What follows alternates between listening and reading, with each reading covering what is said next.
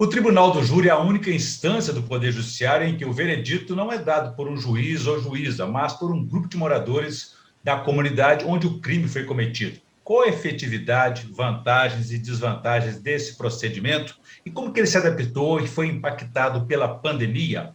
Esses são os principais temas de hoje do Pensamento Jurídico, uma produção da Associação dos Magistrados Mineiros, a AMAGES. E para falar sobre o assunto, nós vamos conversar com o juiz auxiliar da comarca de Governador Valadares, no leste mineiro, Vinícius da Silva Pereira. Doutor Vinícius, obrigado por nos atender e aceitar o nosso convite. Muito obrigado, uma satisfação, Orion. Fico muito honrado de estar aqui com vocês. Obrigado. E a você que nos acompanha, por favor, inscrever-se no canal da AMAGES no YouTube e também enviar suas sugestões e comentários que serão muito bem-vindos.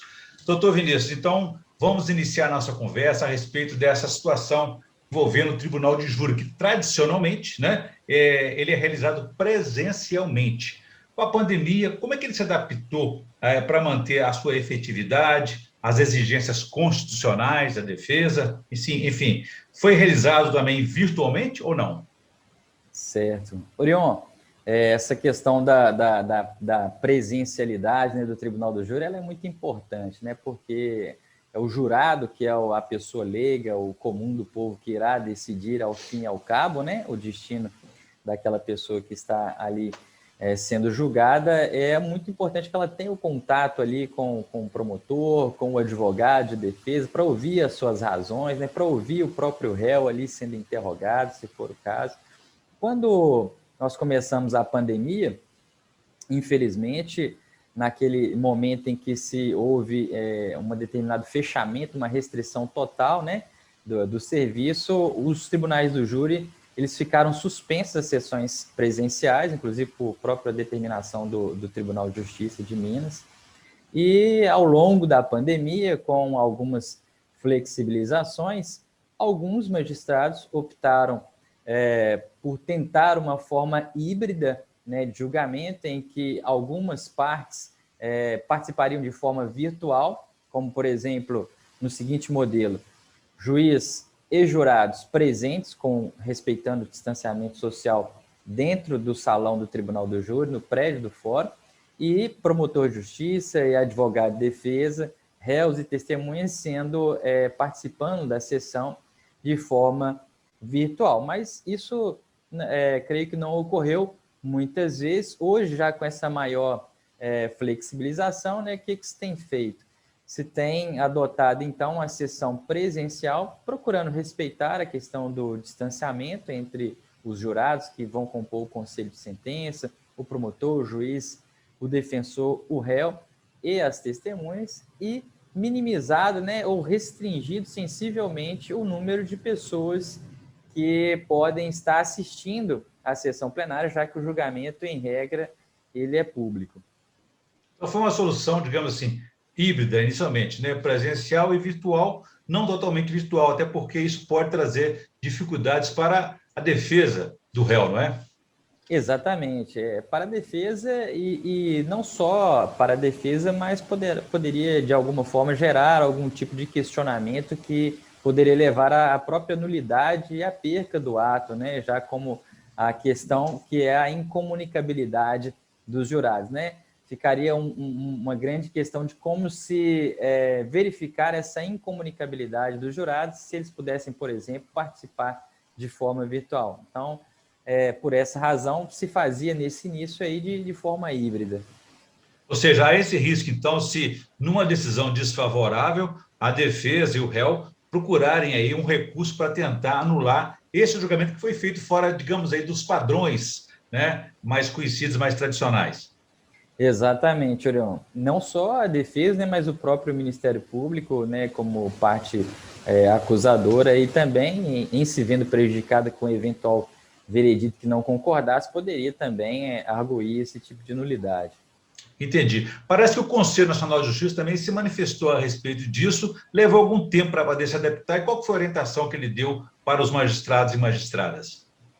A orientação era que, ao se fazer essa sessão de forma presencial, né, que o magistrado procurasse observar estritamente essas restrições de segurança sanitária, né? Que é o distanciamento, a fornecimento de máscaras, álcool gel, né? E a restrição de participação de plateia presente ali no plenário. E trouxe uma dificuldade inicial, porque até que todo mundo ficou impactado com essa pandemia e os casos foram se acumulando, porque diariamente tem uma série de procedimentos que são seguidos para que os julgamentos sejam realizados. Nesse caso, devem ter acumulado muitos processos, mas, ao mesmo tempo, com essa forma híbrida e virtual, deu prosseguimento, conseguiu dar fluxo, então, para evitar digamos, esse acúmulo de processos, né? É verdade, Orion. Houve sim um acúmulo de julgamentos, né? Eu, por exemplo, estou substituindo aqui na primeira vara criminal da comarca atualmente, em razão da licença médica do titular, e estou, né, tendo muitos júris aí acumulados, inclusive de réus presos, né, que têm a prioridade para que sejam julgados, em razão dessa questão da pandemia. E o que está tendo muita dificuldade também nesse momento de pandemia, que ainda nos assola, Orion, é a questão de você conseguir alcançar o quórum mínimo de jurados, né, para poder instalar as sessões do júri. Isso também tem sido um fator de dificuldade aí para que os julgamentos ocorram. Esse quórum mínimo é de quanto? A lei prevê que o Código de Processo Penal que tem que haver ao menos 15 jurados presentes na sessão para que ela possa ser instalada. Uhum. Agora, quais são as condições que foram adotadas ou estão sendo adotadas ainda, na medida que a pandemia ainda não passou, não foi ainda superada, né? Nas instalações, para evitar que os fóruns de justiça se transformem em focos de disseminação da doença e de suas variantes? É verdade, Orion, tem que se tomar todo esse cuidado, né? A gente sabe que a vacinação no país já tem avançado, mas ainda é incipiente. Então, nós temos adotado a seguinte prática, né? As pessoas, quando elas chegam, né, os jurados que são convocados, quando eles chegam, e não só eles, mas testemunhas e as outras partes, quando chegam ao fórum, né, elas passam primeiro por uma triagem, respeitando ali o distanciamento social. Nessa triagem, vai se formalizar se ela tem alguma comorbidade, se ela tem algum sintoma, se ela está sintomática, né, por exemplo, com um sintoma gripal, etc. Se teve contato com outras pessoas contaminadas com o coronavírus naquele prazo de 14 dias ou até mesmo de 20 dias, para saber se essa pessoa vai poder ingressar efetivamente no prédio ou não, não é verdade? Tomando todos esses cuidados, fornecimento de álcool gel, né, para a higienização das mãos, máscara. Então, tem se tomado todos esses cuidados para que realmente o fórum também não venha a ser uma fonte de infecção desse vírus. Uma das exigências constitucionais é a publicidade desses julgamentos, né, que sempre foi muito aberto, acessível ao público, né, externo. Os julgamentos estão sendo transmitidos virtualmente pelo YouTube, por exemplo, para ampliar essa presença, essa publicidade? Certo. É verdade que os julgamentos eles são públicos, né, até por força da Constituição, Orion, mas ainda não há essa prática de transmissão dos julgamentos pelo YouTube ou por uma rede televisiva, né? Isso se dá principalmente por uma preocupação em relação aos próprios jurados, né, que às vezes não se veem à vontade de que suas imagens fiquem vinculadas ali àquele tipo de julgamento, com medo de uma eventual represália no futuro. Mas o que tem sido feito? Tem sido restringida a participação da plateia e o julgamento realiza-se a portas abertas, muito embora no plenário, como por exemplo é a prática que eu tenho adotado aqui na comarca de Valadares, nos júris em que tenho presidido, de permitir ao máximo 3 pessoas que ficam bem ali no fundo do salão, né, respeitado o distanciamento entre elas, para que elas possam assistir. Geralmente um parente da vítima, um parente do réu e alguma outra pessoa. E assim, se elas saem do plenário, aquele que porventura estaria ali fora do plenário assistindo, que também é um número muito reduzido, já que o número de pessoas também que estão adentrando ao fórum é bem reduzido, né? Poderiam adentrar ao plenário. Mas esse tem sido, então, a forma de manter a sessão pública, mas também respeitar essas restrições sanitárias para evitar aí a contaminação com coronavírus. O senhor tem se dedicado aí nos últimos dias aí a essa tarefa de julgamentos, às vezes até longos, extensos, né? Como tem sido? Foi fácil combinar nessa experiência aí o uso de máscaras, por exemplo, com manifestações, sustentações orais? Como é que as coisas foram desenvolvidas?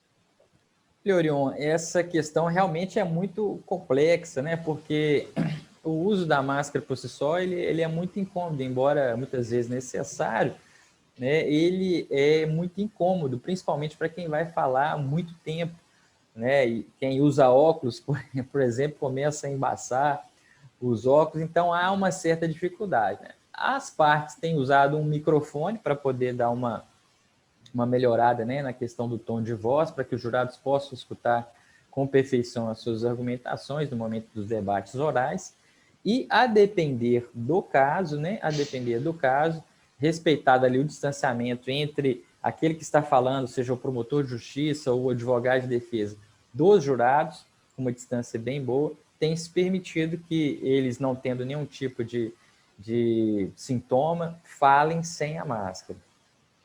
Entendi. E quais são, assim, as prioridades que foram adotadas? Porque, ao contrário de outros procedimentos judiciais, outros atos judiciais, o julgamento do Tribunal de Júri não poderiam ficar, eles poderiam ficar adiados, né, indefinidamente, porque os julgamentos têm prioridades, né? São réus presos, às vezes tem caso de impunidade, enfim, é preciso dar essa agilidade. Quais são as prioridades de julgamentos nesses casos? Olha, as prioridades, Orion, são daqueles réus que estão presos há mais tempo, né? Aqueles que estão aguardando o julgamento, já tiveram uma decisão de pronúncia já transitada em julgado, ou seja, que não cabe mais nenhum tipo de recurso quanto a ela, ou até mesmo não recorreram da decisão de pronúncia, objetivando que fossem logo levados a julgamento e se encontram presos. Então, esses julgamentos têm sido priorizados, né? E as pautas têm sido lotadas justamente com esses réus que já estão presos há mais tempo aguardando julgamento e, infelizmente, deixando-se aqueles em que os réus aguardam os julgamentos em liberdade para um momento posterior. E quais são essas demandas, principais demandas que são levadas à júri popular? Olha, a nossa Constituição da República, Orion, ela prevê, né, que o Tribunal do Júri ele julgará os crimes dolosos contra a vida, né? Então, para saber quais são os crimes dolosos contra a vida, nós temos que ir até a nossa legislação infraconstitucional, que no caso é o Código Penal, que prevê os seguintes crimes dolosos contra a vida: o homicídio na forma consumada ou tentada, o aborto, o infanticídio e a instigação, induzimento ou auxílio ao suicídio. Então, são esses os 4 crimes dolosos contra a vida que o Tribunal do Júri irá apreciar.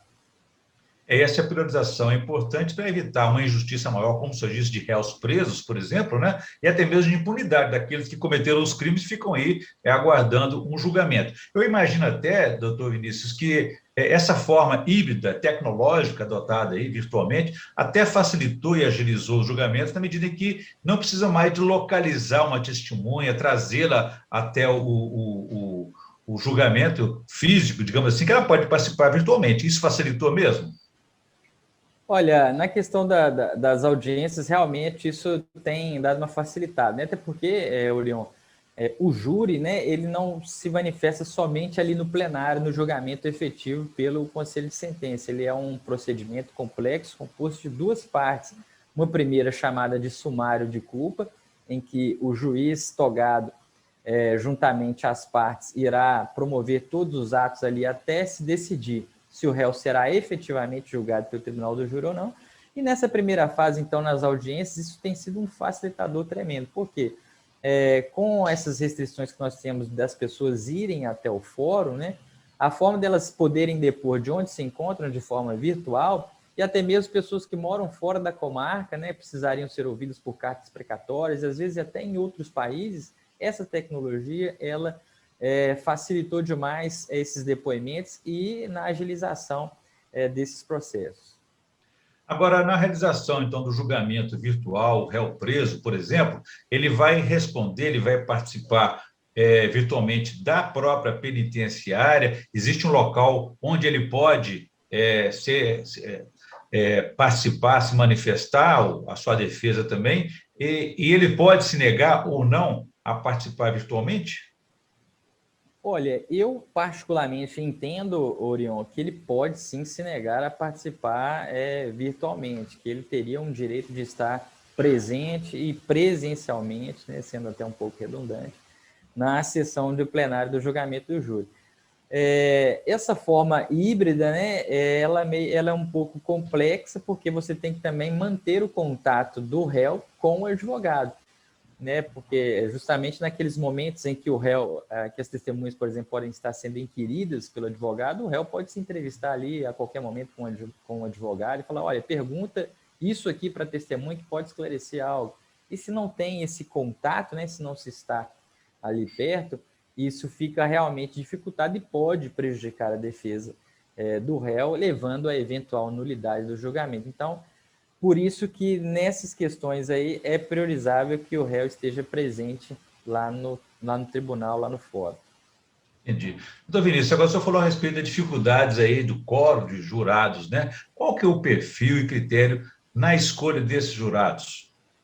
Certo. Olha, o Código de Processo Penal, ele demanda que anualmente, por volta de outubro, seja feita a lista geral dos jurados da comarca, né? Então, tem um determinado número lá para o número de habitantes da comarca. E então se forma a lista geral, pega-se aí uma lista de nomes de associações de bairro, associações comerciais, de bancos, de faculdades, do setor público, né, da prefeitura, do legislativo, ou seja, o nome daquelas pessoas que são consideradas cidadãos de bem, né, para que elas possam então vir a compor a lista geral de jurados. O que acontece? O júri ele é composto pelo juiz, que é o presidente do ato, e por 25 jurados que serão convocados para a sessão de julgamento. É o que diz o Código de Processo Penal. Então, o juiz ele faz um sorteio desses 25 jurados, em que há participação, inclusive, do Ministério Público e da Defesa, e convoca, né, manda intimar para que esses jurados, então, possam comparecer na sessão. Ocorre que muitos jurados, né, têm manifestado que são do grupo de risco da Covid-19, que tem algum tipo de comorbidade, e isso realmente tem impactado na hora de se conseguir o quórum mínimo para instalar a sessão, que, como eu disse anteriormente, é de 15 jurados. Se você não obter um número mínimo de 15 jurados presentes ali na sessão, o juiz não pode instalar o julgamento. Então, isso tem impactado de forma significativa, então, a escolha dos jurados. Qual tem sido a prática que eu, inclusive em conversa com outros colegas juízes, nós temos adotado? Nós temos sorteado um número a mais do que 25, ou seja, por volta de 35, às vezes 40, e por que não, às vezes até 50 jurados, ou seja, o dobro do número previsto em lei. Orion, há alguma irregularidade nisso? De forma alguma. Esse artigo do Código de Processo Penal que diz que o número de jurados é 25, ele deve ser entendido como um número mínimo de jurados que o juiz pode convocar para a sessão. Até porque não há nenhum prejuízo para o Ministério Público e nem para a defesa do réu. O que se visa com o sorteio de um maior número de jurados é evitar justamente que não haja, né, o quórum mínimo para a instalação da sessão, ou seja, para que o julgamento efetivamente ocorra, né, e também possibilitando às partes aí um maior número de pessoas para que eles possam escolher ali dentre os 7 que irão compor o conselho. Seja como for, importante, muito importante seguir rigorosamente os ritos aí constitucionais. O senhor falou a respeito de anulação. Em que situações a defesa pode pedir a anulação de todo o julgamento? Quais são as alegações e onde que esse recurso deveria ser feito? Certo. Bom, a nulidade do julgamento ela pode ocorrer por diversas formas. São aí várias as questões que podem levar à nulidade do processo, principalmente quando você ofende o princípio da plenitude de defesa, que é uma garantia e um direito constitucional do réu. A nossa Constituição diz, Orion, no artigo 5º, inciso 38, que é o inciso que prevê o Tribunal do Júri como competente para julgar os crimes dolosos contra a vida, que as decisões tomadas pelo Conselho de Sentença, elas são soberanas, ou seja, a soberania dos veredictos do júri, que deve ser adotado o sigilo nas votações, ou seja, ao julgar, os jurados, ao estarem votando ali, esses votos devem ser sigilosos, devem ser colhidos de maneira sigilosa, e também deve-se garantir ao réu a plenitude de defesa. Então, se você não observa algo que pode gerar um prejuízo para a defesa, como, por exemplo, quando o Ministério Público eventualmente ou por equívoco, acaba mencionando a decisão de pronúncia do juiz e utilizando a argumentação que o juiz fez na sentença, na decisão de pronúncia, para fundamentar o pedido de condenação do réu. Isso é considerado pelo Código de Processo Penal como um argumento de autoridade. E se assim o fizer, pode gerar a nulidade do julgamento, porque estará, então, gerando um prejuízo para o réu. Outra questão, por exemplo, se o réu estiver sendo julgado algemado. A gente sabe que com a súmula vinculante número 11 do Supremo Tribunal Federal, o uso de algemas ele deve ser justificado, né, por escrito, inclusive. Então, vamos supor que haja uma justificativa para que o réu esteja sendo julgado ali, esteja algemado durante o julgamento. Se o Ministério Público, por exemplo, utiliza aquilo como um argumento para pedir a condenação, do tipo, olha, senhores jurados, os senhores estão vendo ali que o réu está algemado, isso é porque ele é uma pessoa perigosa, por isso ele merece ser condenado. Se o Ministério Público utiliza esse tipo de argumentação, isso também, pelo Código de Processo Penal, considerado argumento de autoridade, poderá levar à nulidade por estar causando prejuízo à defesa. Outra questão é, por exemplo, se o voto não for sigiloso, o voto do jurado não for sigiloso. Isso também pode levar a uma nulidade. Enfim, são diversas as causas, né, que podem levar a uma nulidade, mas essas são três assim, que podem ocorrer mais facilmente. Ok, doutor Vinícius, nós estamos na reta final do nosso programa, tem mais uma questão para o senhor aqui. O Tribunal do Júri está completando, está perto de completar 200 anos, né, de atuação no Brasil. Qual avaliação que o senhor faz da importância dessa participação da comunidade? É garantia de justiça sempre no júri?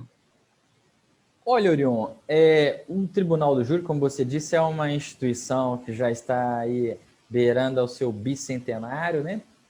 E eu reputo ela como muito importante para a democracia. Você pode ver que a nossa Constituição, nós adotamos aqui um modelo de democracia representativa, né, em que o povo exerce o poder da qual ele é soberano por meio de seus representantes eleitos, ou seja, os legisladores, os governantes, mas a própria Constituição, ela prevê alguns mecanismos de democracia direta, ou seja, aquele em que o próprio povo exerce o poder por si só, como, por exemplo, o plebiscito, o referendo e a iniciativa popular de lei. São mecanismos, né, que influenciam aí no exercício direto do poder pelo povo, mas na questão legislativa e de governo. Mas também no judiciário, o povo também exerce o poder de forma direta. E esse mecanismo constitucional previsto é o Tribunal do Júri. Então é importantíssima a participação popular, porque ali é o povo julgando o povo, né, os fatos atribuídos ao próprio povo. Ou seja, o réu, uma pessoa, um ser humano sendo julgado pelos seus próprios pares. E aí a sociedade tem a oportunidade de, com o seu próprio senso de justiça, né, já que o jurado não precisa fundamentar, ele decide com imparcialidade e a sua íntima convicção de justiça, ele vai dizer o direito para o caso concreto, ou seja, se o réu merece ser condenado ou se ele merece ser absolvido. Tudo bem, para a gente encerrar, então, eu gostaria, doutor Vinícius, que o senhor fizesse a indicação de leitura para a nossa audiência, por favor. Certo. Uriel, eu tenho aqui um livro comigo, um livro muito bom que eu reputo. É esse livro aqui, não sei se vai aparecendo bem na câmera. Assim está aparecendo. Ele se chama Uma Vida com Propósito, porque estou na Terra. Ele é do autor que chama Rick Warren. Ele é um best-seller americano, já foi traduzido para mais de 50 idiomas, já vendeu mais de 40 milhões de cópias em inglês, e aqui no Brasil, em português, já vendeu mais de 1,5 milhão de cópias, ou seja, um best-seller, um livro consagrado.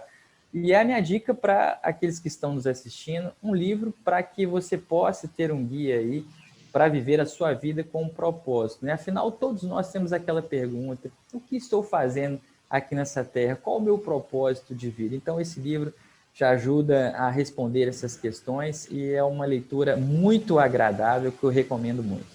Com certeza, uma boa indicação. Eu conversei aqui, então, com o juiz Vinícius da Silva Pereira, que é juiz auxiliar da comarca de Governador Valadares, e discutimos aqui sobre a importância do Tribunal de Júri, perto de completar o seu bicentenário, e como foi impactado esse procedimento durante a pandemia. Doutor Vinícius, muito obrigado pela entrevista, foi um prazer falar com o senhor aqui, e até a próxima. Eu que agradeço, Orion, um abraço e até a próxima.